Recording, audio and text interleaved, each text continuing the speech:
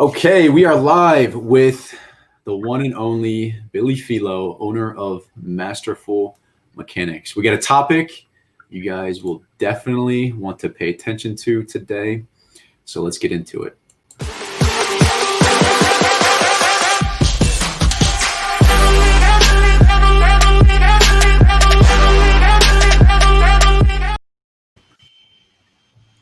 How do you transfer skills from practice to the game?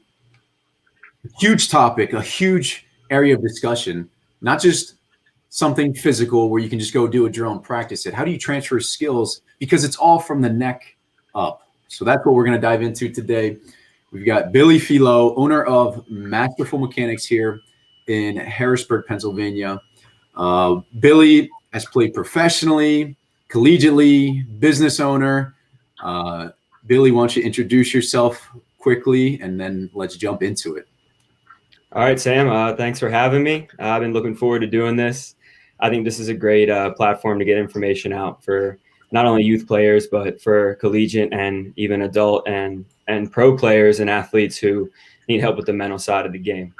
So what brought me here, I just played baseball my whole life. It's my passion.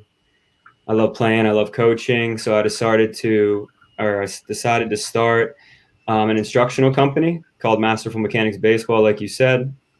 I kind of just fell into it on some suggestions from people I knew that wanted me to train their kids. And I was like, why not? You want to pay me to, play baseball with your kid and have fun on a baseball field? Sure. And then it turned into a passion of mine to start coaching and really, hone in on not only the physical skills of the game, but also the mental side.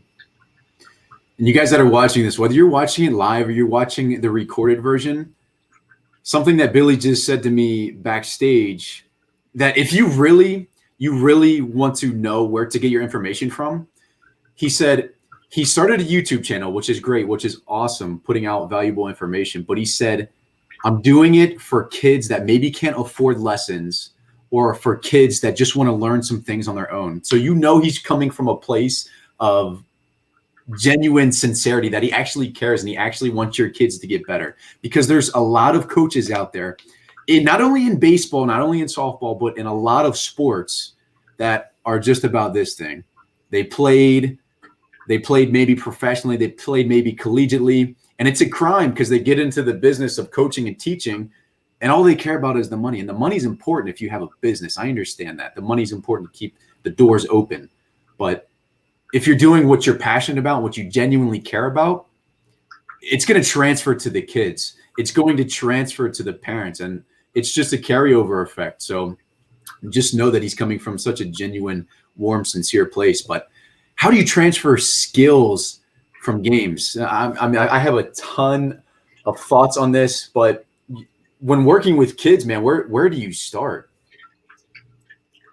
So this is a loaded question, It's a huge question, man. I know. You could ask this to 100 different coaches and probably get, 100 different responses.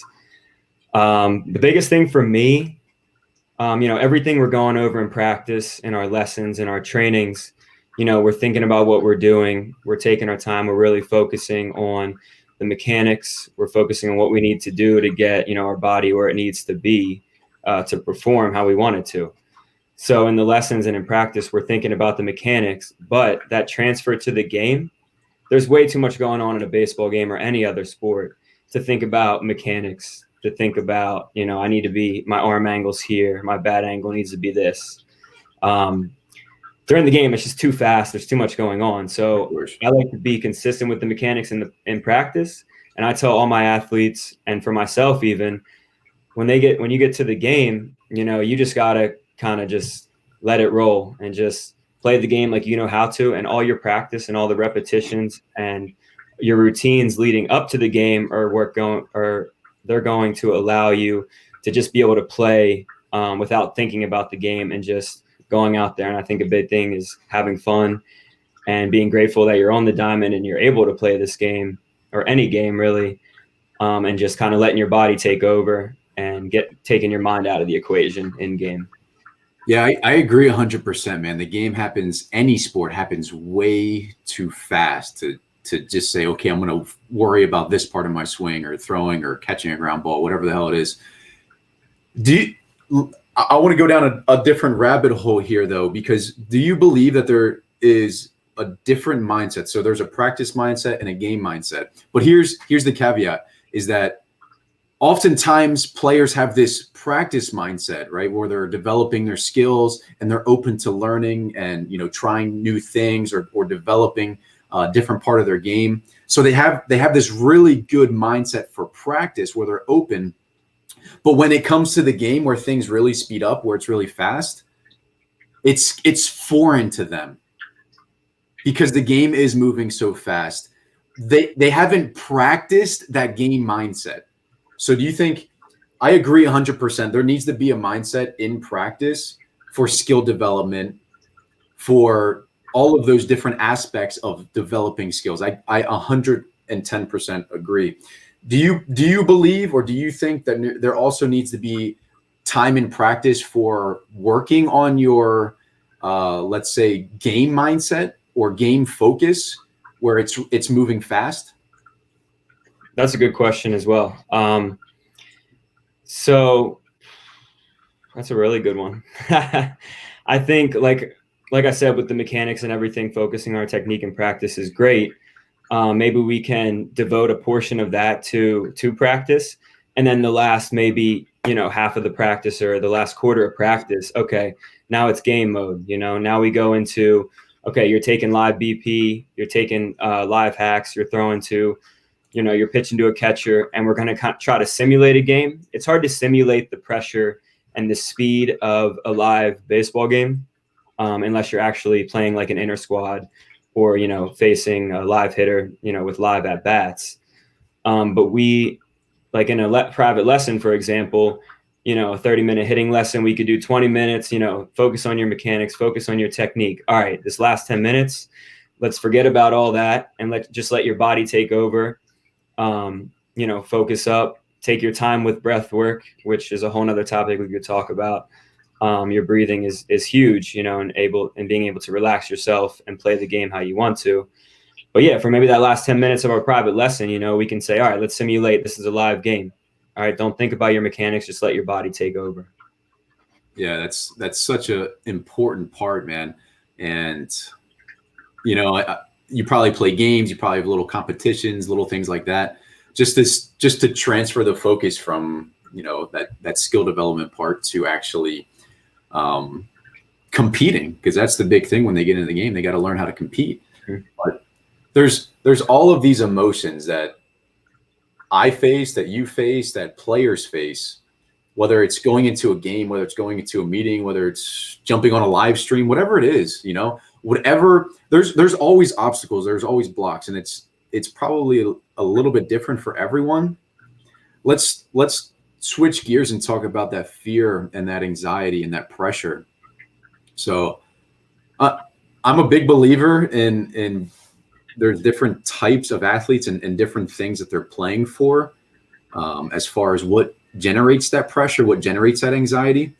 But a big question I hear from athletes, or I see from athletes online, or even in person, when I used to coach in person, is like, how do I stop from getting nervous before the game starts? Because a lot of players, they go to their team practices, they work out on their own. Maybe some don't work out on their own, they need to. That's a whole different topic, that. But they put in all this time at practice, and then they get nervous, and it takes away from their performance. So, what do you say to a kid that comes up and says, how do I stop from getting nervous before the game starts? Another good question. I can tell you came prepared, Sam. These are some dingers, dude. For nerves, that's a really good one.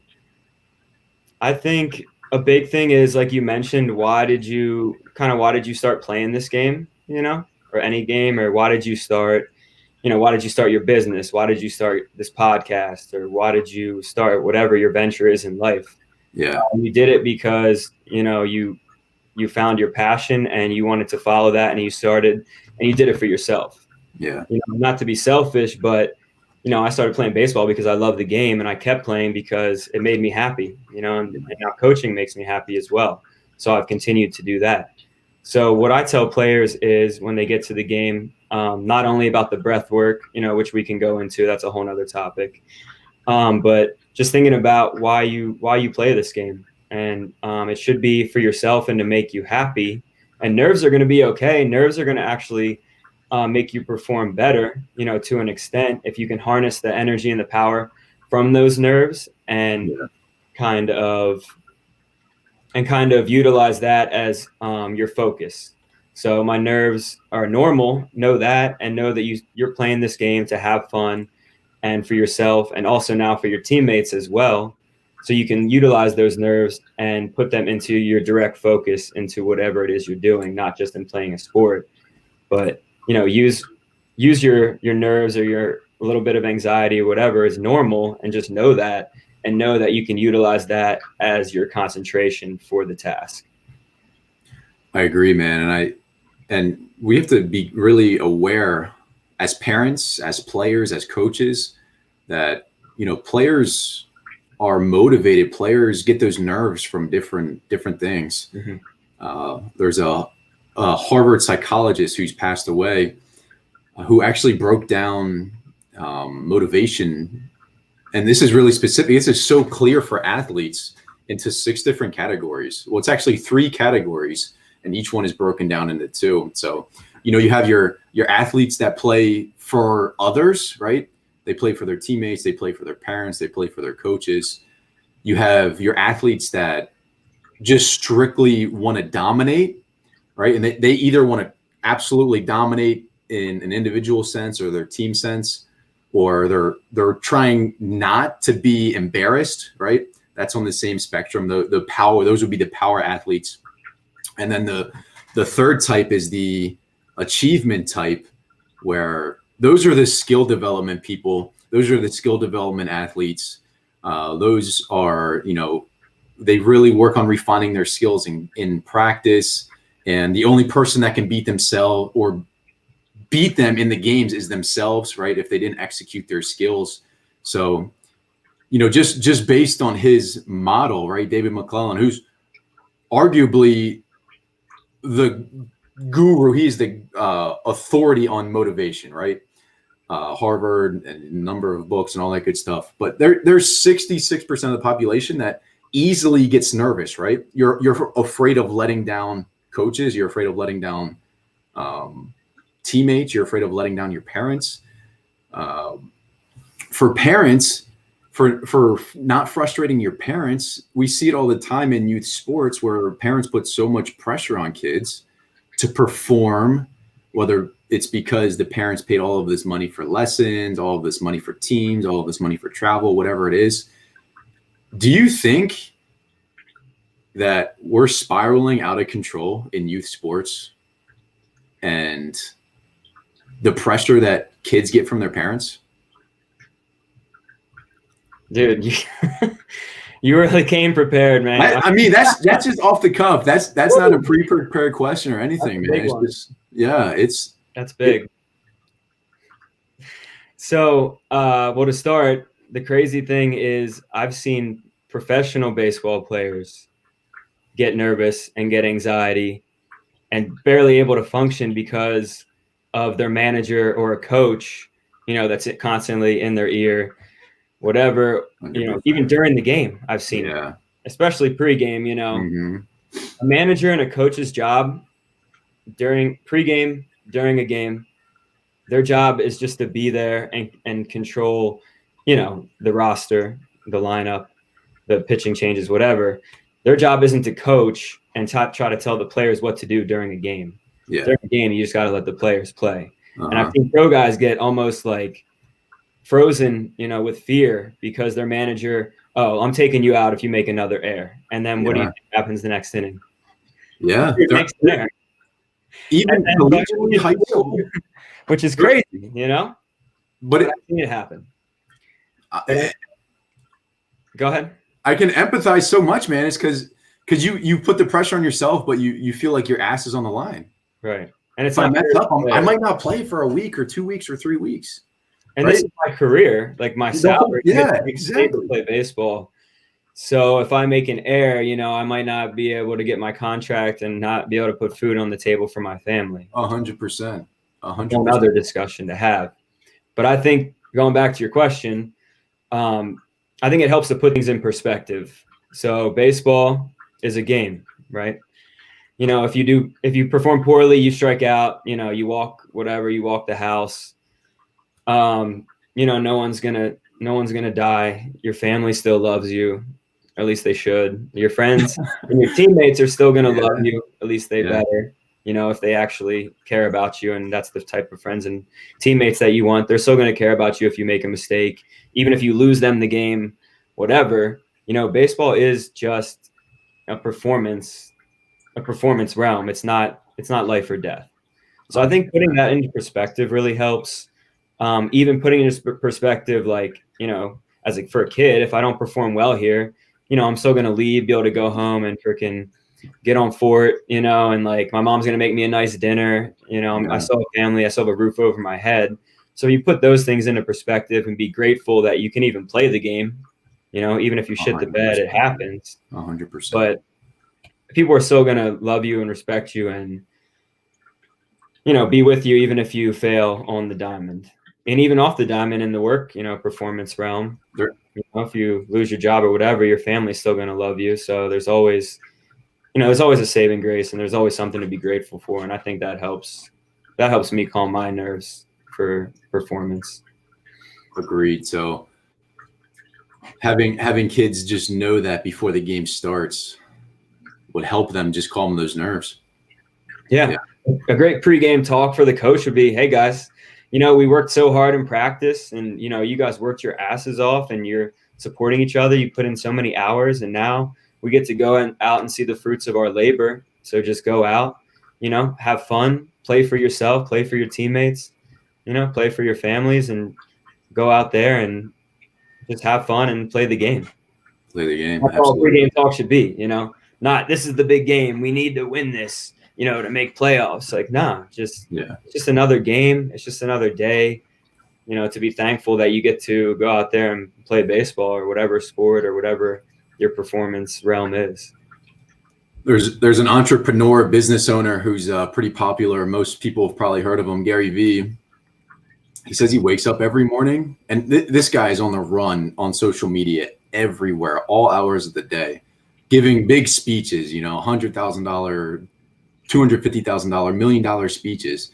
And he says he wakes up every single day and he thinks, he runs through a scenario that the worst thing possible happened to his parents, his wife, his kids. They all died. They're all sick. And then he snaps back to reality and he realizes they're all healthy and they're all fine. And he said that relieves the pressure of all of that stuff. So I don't know that's the answer for athletes, to run through a scenario where like your parents or your loved ones go through a tragic situation, but exactly like what you're saying, man. We're so grateful just to be out here doing this thing, man. Exactly. Maybe, that might work for some people. Everyone's different. Another exercise that might work is to have a gratitude journal where you kind of just review what you're grateful for and just journal it. You can write it down, type it up, whatever, put it on your phone. But it's something that you can look at every single morning and you can see what you're grateful for. And that could help relieve, some of your anxiety, because you see what you're still going to have, and the good things in life are still going to be there despite how you perform, good or bad. I agree 100%, man. There is a study done, and Tony Robbins shares this pretty frequently. They monitor your brain waves, and they monitor, there's just the physical reactions of your body, and actually syncing up your gratitude and your emotions in your brain. So just, the physical side and the mental side of things. When you're grateful for things, like you said, there's actually science behind it that says you can't be stressed out, you can't be angry, you can't be nervous, you can't be fearful when you're thinking about, or when you're, like you said, if you go to a gratitude journal, there's actual science behind what happens inside your body physically when you're grateful or when you're practicing that gratitude. So I think a gratitude journal is a beautiful thing to have, an incredible thing to have. So what about for kids that says, oh, I'm too cool for that, or oh, I don't need that, man?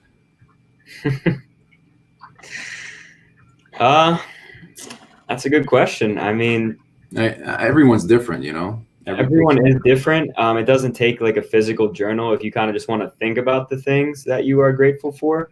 But for anyone to be, you know, above that is kind of ridiculous, even though there are going to be some kids and even adults that are like, you know, that's beyond me. I don't need that. But like you said, not only is there science behind it, but I can attest to the fact that, you know, when I'm feeling grateful and I try to, you know, think about the things that I appreciate in life, you know, I just feel better physically. I have more energy, more clarity, more mental clarity. My body feels better. You know, everything just kind of flows 100%. a little better. So for the kids, you know, that never have done it, that's okay. Yeah. And it doesn't have to be like 10 minutes every day. It can just be like 30 seconds. Right. Think like, okay, I have my family. Today I get to eat like this bomb ass breakfast that my mom made, you know, and then maybe I don't even have to go to school because we're online. So I get to chill in my PJs all day, you know, even though kids need that social interaction, but, you know, they like to stay home too. So hopefully, yeah, like you're saying, I hope we can try to convince, you know, the kids who think that it's not going to work, maybe just to try it for a week and then see how they feel. Yeah. Because, you know, the only or the best way to convince yourself of something is to do it and feel the benefits and the reactions of it. To actually experience it, for sure. Exactly. 100%. I've another technique too I've heard is like having an anchor. So this one's might sound a little bit odd or a little bit off the cuff, but an anchor, like for example, someone carries around a rock, like just a little tiny rock, right? Mm-hmm. And you know, they put it in your pocket or put it in your bag, if you're a baseball player, or just somewhere where you have it, and it's just an anchor. So like when you grab it or when you look at it, when you feel it, the only thing you associate that rock to is being grateful, is gratitude. So it's similar to the journal, but instead of writing it, it's just like a visual and a physical thing where you touch it, and it's like, oh, okay, you know, let's rethink or let's relive some of those things I can be grateful for. That's a great idea. And then that engages multiple senses. You know, you can feel it. 100%. Maybe even it's like a baseball in their bag, or maybe it's like a you know, specific baseball, or like I don't know. Like, you know, kids like to take apart baseballs, you know, they can just the leather from the ball, you know, like cut off a piece of it. So it's not, you don't have to carry around a baseball all the time, cut off a piece of the leather, or like a string from your glove, leather, something like that. An old batting glove. That's a great piece, man. That's a cool idea. Well, we're getting into some advanced techniques here, man. Seriously. Yeah. Seriously, some really advanced techniques. Like professional guys have little things that they do like that, you know. Mm-hmm. So any youth player that can do that, man, you're gonna accelerate your game even quicker. Imagine as a youth player, you just got that little nugget of information, and instead of getting tripped up and stressed out and freaked out about a situation, because you and I both know that when you're stressed out or you're pissed off and you spiral out of control as an athlete, that can last the rest of the game, multiple games, multiple weeks, multiple months. I've had stretches in my career, man, where I spun out of control for months at a time. Mm-hmm. It's not a good feeling. But if you have a little technique like that where you can get back to it quickly, I mean, how valuable is that, man? That's invaluable. That's huge because it translates to real life as well. 100%. Off the diamond. Because when you're having, I mean, let's just be honest. When you're in a slump, when you're having a stretch of some bad games, your family knows, because you know you're not going to be as cheerful when you're not going to be is easy to communicate with, and that's just how it is. But as athletes, we should strive to, leave whatever happens on the field and not let that impact our day-to-day life off the field, especially our relationships with our family and friends who are going to be there for us. There's a cool technique I read about called treeing it. So like a tree. Okay. So it was started in like Aboriginal cultures, but this guy, Terry Orlick, is the author. He wrote about it. He's a sports psychologist. If you never read his work, dude, he's amazing. Like, he's changed my life. Nice. He's got some really good books. But yeah, treating it just a simple exercise where, you can get a group of kids or just one kid, and like, a kid that had a shitty game. You say, all right, so, there's this tree or dugout or whatever, fence, anything by the baseball field. So we're going to take all of your stress and all of your anger, your resentment, whatever from that bad game. And I want you to take it out, like physically, freaking just take it out of your chest and put it in this tree, or like put it on the fence. And now it's gone. It's left you. Now you can leave the field. And now it's not a weight on your shoulders anymore, because you literally just like took that weight off, put it in the tree, it's gone. Or like put it at the bottom of the swimming pool, whatever. That's awesome. That's awesome. I've heard of things like that, like putting it in a box and Yeah, throwing it in the ocean or whatever. So that's great stuff, man. But let's throw this website back up here, man. It's awesome to have you on here, man. There's so many different rabbit holes that we could go down. But let's see, there was anywhere from about 12 people on here. There's a couple people on here right now. Anyone that's on that wants to ask a couple of quick questions, let us know. I put up Billy's website down below, masterfulmechanicsbaseball.com. Even with the pandemic and everything, he's still able to do personal lessons. He does everything from the bottom of his heart.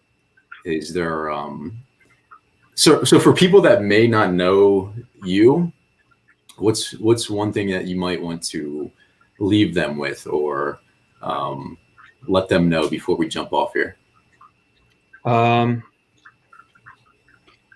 Well, okay, obviously everyone, is aware of 2020 and what's going on and how it's been tough on people, not only physically being separated from people, mentally it's been tough. A lot of people are struggling with mental illness right now, and that's a really tough subject. People are struggling financially. 2020 has been tough, but for me, 2020 has actually opened my eyes, and I don't know if I would call it the best year of my life, but I would call it maybe a transformation year for me, where this is the first year in my entire life I didn't get to play baseball, which was really weird. Yeah. Really weird. Like, I mean, I'm talking from the time I was 4 years old, playing. I'm 31. So that's a huge shift. However many years that is of playing baseball, I didn't get to play at all this year.